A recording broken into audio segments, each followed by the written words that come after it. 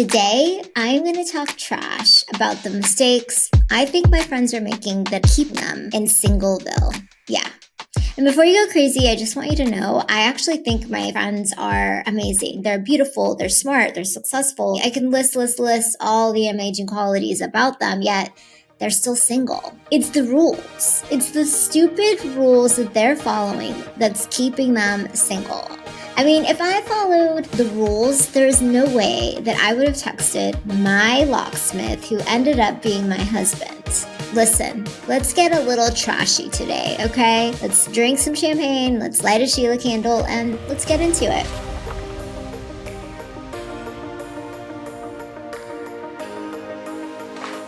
All right. The number one mistake that my friends are making is they think there's this rule about needing to be pursued, that a guy has to pursue you. If he's really interested in you, he's the one that's going to pursue you. Okay, my friend, she messaged me that this guy that I think she went on one date with him like a long time ago. But anyways, he reconnected with her and he wanted to go out with her again. And she actually kind of liked him, was like really excited about it. And so she got a new dress, gonna get her hair done that day. And they had made these like tentative plans to go out on a Friday night.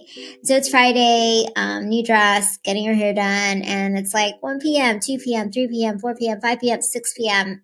She doesn't hear anything from him. So of course, all of her trauma wounds, they creep in and automatically she's like, he ghosted me. Ugh, like it's such a trauma. I think we've all been ghosted at one point in our lives. And so it's such an automatic response. But anyways, he ends up texting her at like 10 p.m. And in his eyes, there was like a misunderstanding because she was supposed to let him know about these like comedy tickets they were on a wait list for. But in her eyes, like he really didn't have a lot of follow through. And listen, I get it. Like maybe this guy, like the fact that he texted at 10:30 is a little bit shady, totally 100%. But like she asked me, what would you have done? And I'd be like, I don't know. I mean, maybe if I was really excited to go out on this date with this guy and I hadn't heard from him like at 4 or 5 p.m., I would just maybe text him and say, hey, like, what's up? Just want to see, are we still on for tonight?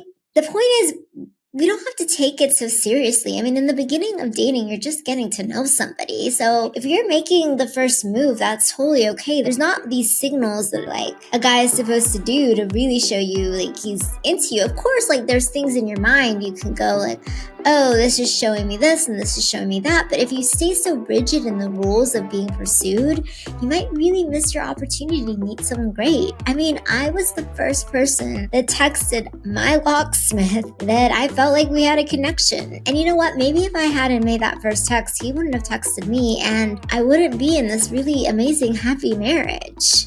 Okay, number two mistake I think my friends are making. They're overanalyzing every single thing.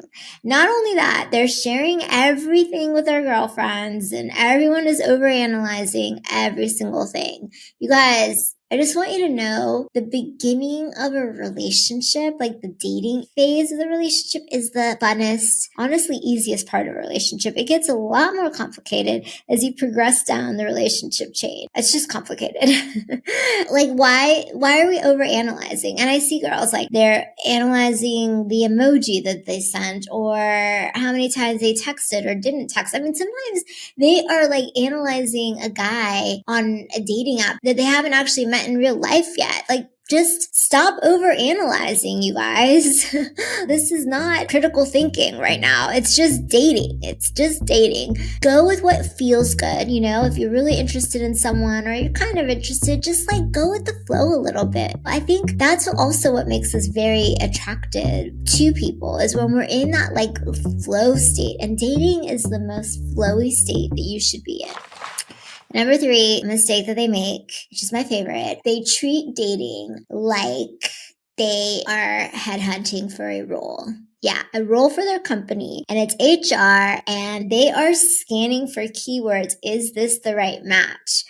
And you guys, while I can see some similarities between dating and hiring someone, it's not the same. It's really not the same. So please, like remove that checklist. This is a great example. It was my cousin's birthday. She had a dinner and she invited me and several of her other friends. I didn't really know them. They were all Persian and they were all single. And so, of course, like dating came up and they started talking about how it was really hard to date all these Persian guys and Persian guys are this and Persian guys are that and whatnot. And I was like, well, why are you just dating Persian guys? And they're like, well, that's our type. And I was like, that's your type? And they're like, yeah, I mean, I didn't even know about this, but there's all these like dating apps just for Persians. One is called Shaytun, and Shaytun literally translates to mischievous, which I think is hilarious. It's like an iconic dating app name. And so I was like, but why? And they're like, well, you know, Persian guy, he's our type. He's going to understand us. We like the way he looks. Our cultures are similar, blah, blah, blah. And I was like,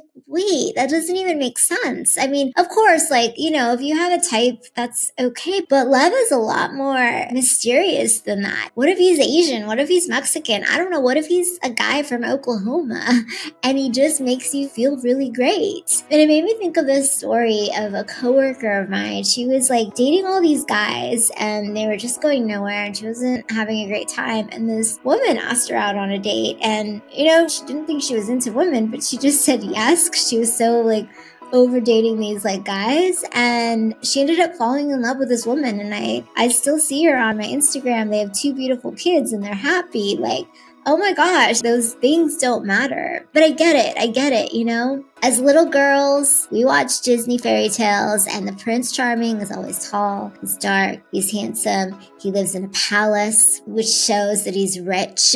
We want that. And yet we don't think about what that means. You know, we really don't think about what does it mean when someone's tall, dark, and handsome? Imagine dating like this super handsome guy, you guys. Of course, you should have attraction to a guy. I'm not saying that, but imagine like this person that's like super, super, super attractive, okay? Like, I don't know, Jude Law, Brad Pitt, Javier Bardem, kind of attractive. Well, you guys, when you go out with them for the rest of your life, every other woman is also going to be attracted to the guy you go out on a date with. Like, I don't know, but I do not have that kind of self-confidence.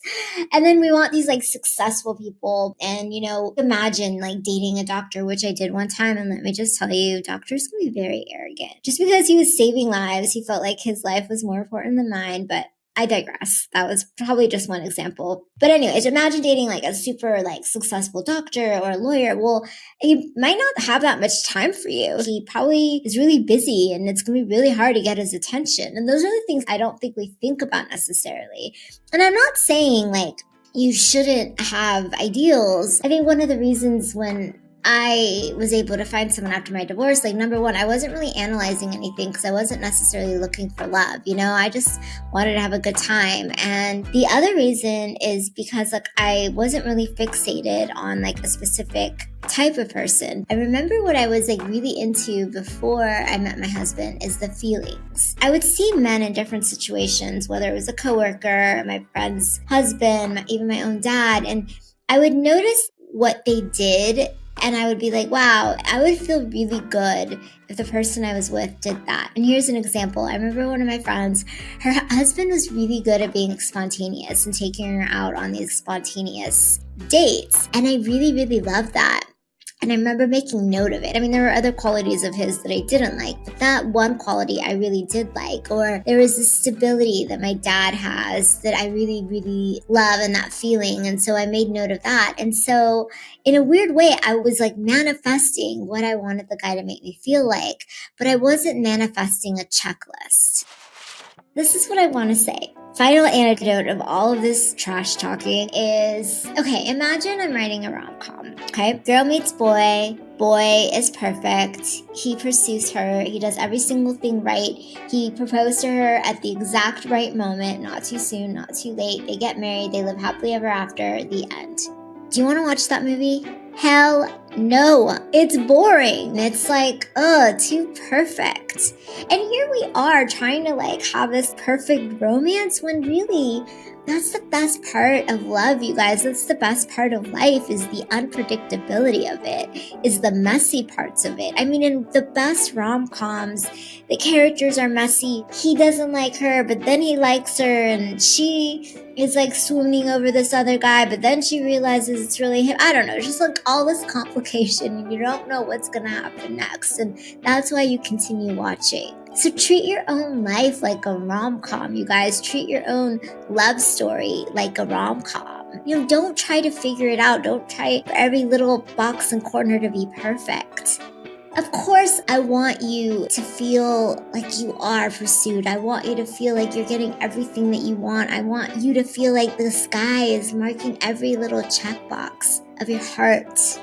Love is not a science. There's no rules. It's not predictable. It happens in very weird, mysterious ways. So let it. Please let it. And to all my girlfriends that are still single, I just want you to know you're like freaking amazing, okay? And I just want you to have fun and I want you to lighten up.